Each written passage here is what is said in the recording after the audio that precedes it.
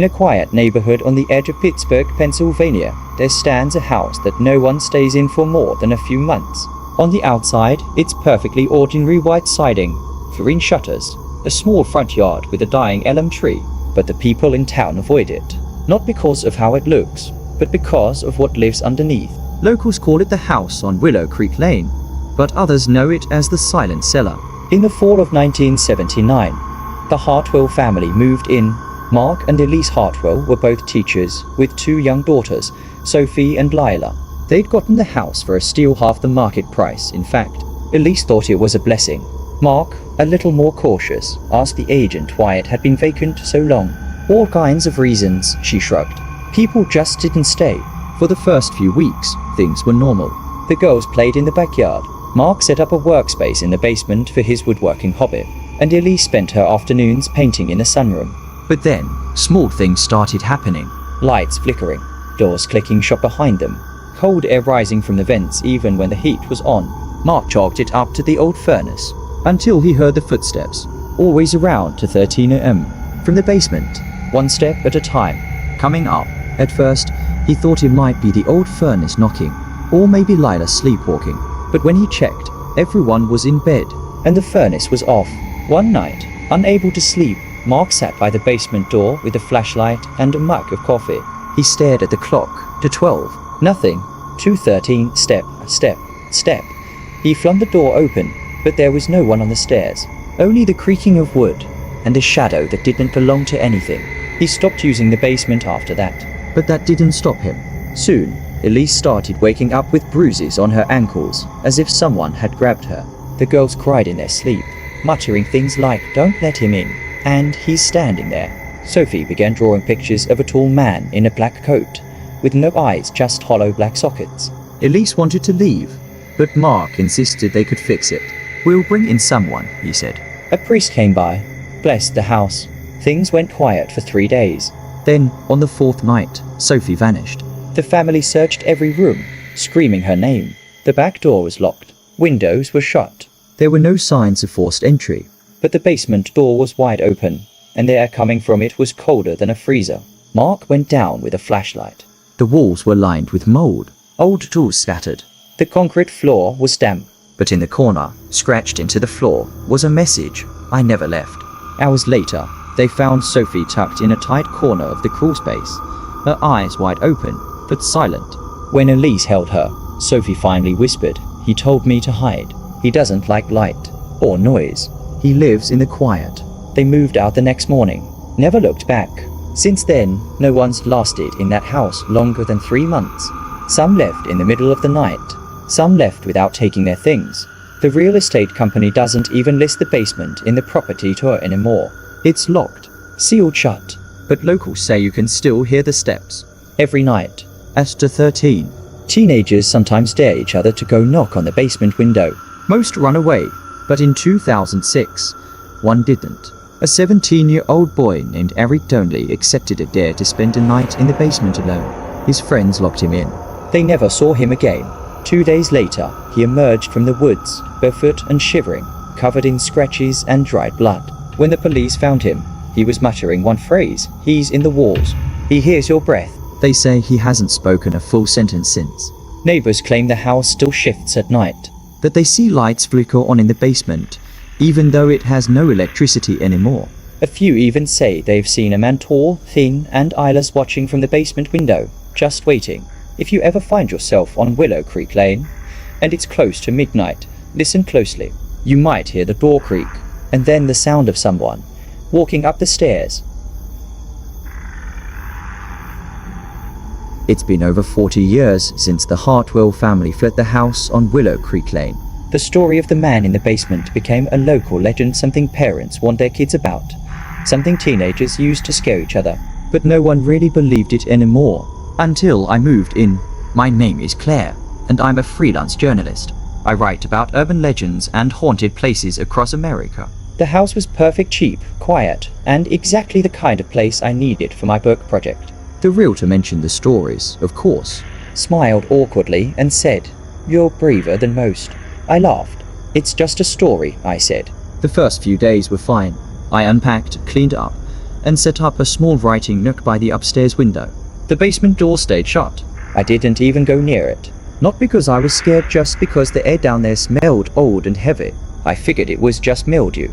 But on the 6th night, I woke up to a sound I couldn't explain. 3 footsteps. Slow. Heavy. From below. I froze. Then sat up and listened. Nothing. The next night, same thing. 3 steps. Then silence. When I checked the basement door, it was still locked. I set up a voice recorder in the hallway outside. I didn't expect anything. But when I played it back the next morning, I heard breathing. Not mine. Raspy, wet breathing. Just beyond the door. Then, a whisper. You shouldn't have come here. I told myself it was a prank. That the house had some kind of interference or mold messing with my brain. But then I started finding notes. Tiny scraps of paper tucked between floorboards in drawers. Under the fridge. Some were faded. Others looked freshly written. Don't go downstairs. He waits. The walls are not solid. I found one taped inside my closet, behind the mirror. It read, he's awake now. I decided to investigate the basement. I waited until noon, broad daylight, armed with a flashlight and a crowbar. The lock was rusted, but it opened easily. The stairs groaned under my feet. The deeper I went, the colder it got. Not the kind of cold that comes from temperature. It felt wrong, like walking into a grave. At the bottom, the air was thick. The walls were marked with old carving, scratches, symbols, even names. I found a corner where the concrete was cracked open, revealing an old crawl space, just large enough to fit a person. Inside was a small wooden chair, and on it, a man's coat, folded neatly. Under the chair was an object wrapped in cloth. I unwrapped it slowly, expecting junk. It was a bell, small, rusted, and covered in black ash. The moment I touched it, everything went quiet. I couldn't hear my breathing, couldn't hear my heartbeat, just the sound of the bell ringing once. I dropped it and ran. But the moment I reached the top of the stairs, the door slammed shut. I was trapped. And then I heard him, footsteps. But this time, going down, coming for me. He didn't walk fast. He didn't have to. From the shadows I saw him. Tall, thin, no eyes.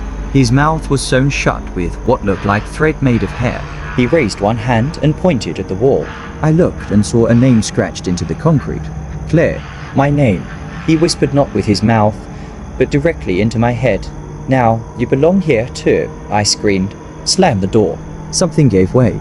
I burst into the kitchen, gasping, sobbing, covered in dust and cobwebs. I haven't gone back since, but sometimes I hear footsteps outside my apartment door. Always at 2:13 a.m. He doesn't leave the basement anymore. He follows. They say if you're driving along Route 89 in North Carolina and your GPS suddenly glitches, it'll take you down a foggy side road that doesn't exist on any map. If you follow it long enough, you'll come across a small, crooked sign swinging in the wind. Black Hollow Motel vacancy. Most people never see it, but those who do rarely leave the same. In August of 2013, a man named Trevor Lane, a 27-year-old traveling photographer, was on a road trip from Atlanta to Richmond. He was chasing old Southern ghost stories to turn into a photo series. He wasn't scared of myths. He believed in atmosphere, not the supernatural. But what happened to him at Black Hollow Motel was real, and his camera was the only witness. Trevor had been driving for hours through a rainstorm when his GPS froze. The road signs stopped making sense. Some were rusted over, others completely black. As night fell and the fog thickened, he spotted the motel.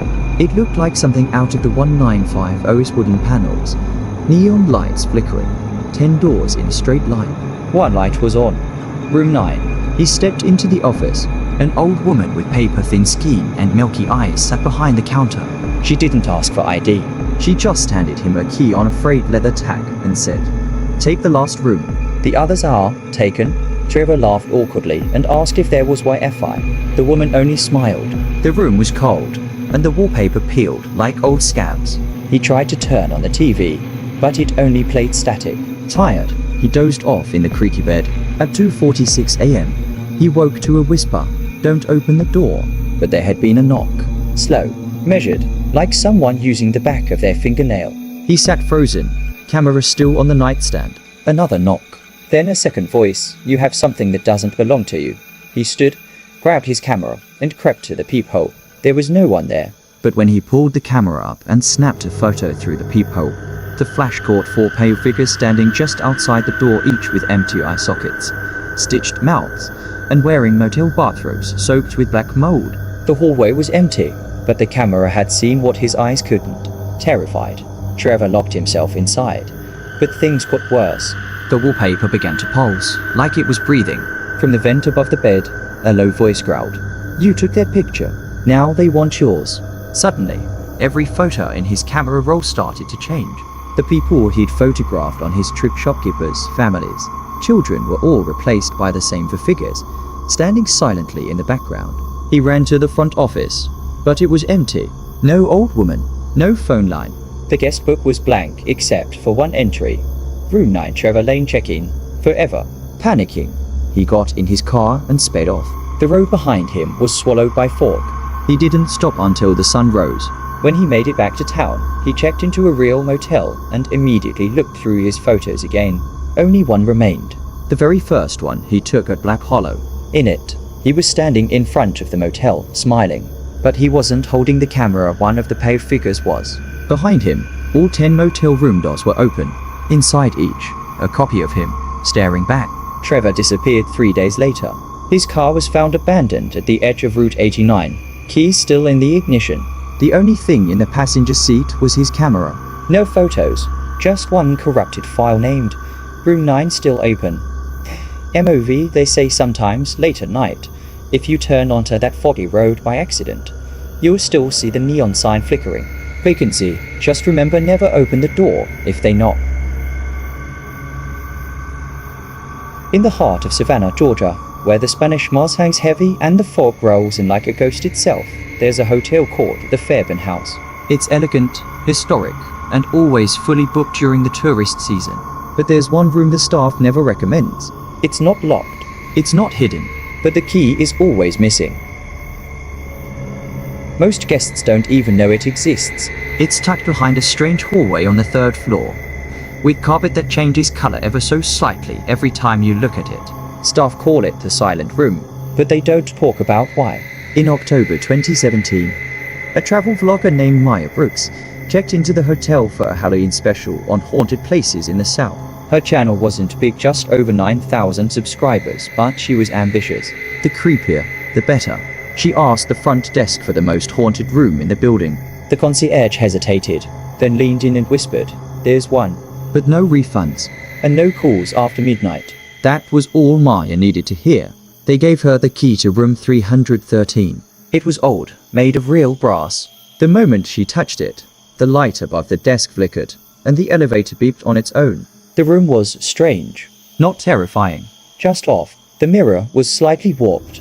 The bed felt like it had someone lying in it just seconds before, and the window couldn't open, even though it had no lock. She set up her camera to record overnight. Then she went live around 11:30 p.m., chatting with her followers. At 12:01, she froze mid-sentence. In the live stream, her expression changed, eyes glazed, mouth slightly open, as if she was listening to something. Then she whispered, "He's behind the curtains." The feed cut. When her viewers reported it, hotel staff rushed to the room. But Maya wasn't there. No signs of struggle. Her camera gear was untouched. The bedmaid. Her laptop was still streaming, but the screen was black except for faint audio. A whisper looped over and over. "You see me? Now you stay." Security footage was useless. It showed her entering the room, closing the door, and then nothing. The camera outside the hallway glitched for exactly 7 minutes. After that, the room was closed for maintenance. But here's where it gets disturbing. A month later, another guest, Mr. Ronald Keane, a businessman unaware of the hotel story, was accidentally placed in room 313 due to overbooking. He didn't complain. In fact, he didn't check out. When the staff opened the door at noon, he was sitting on the edge of the bed, smiling, eyes wide open. He didn't blink. He didn't speak. His nails were torn.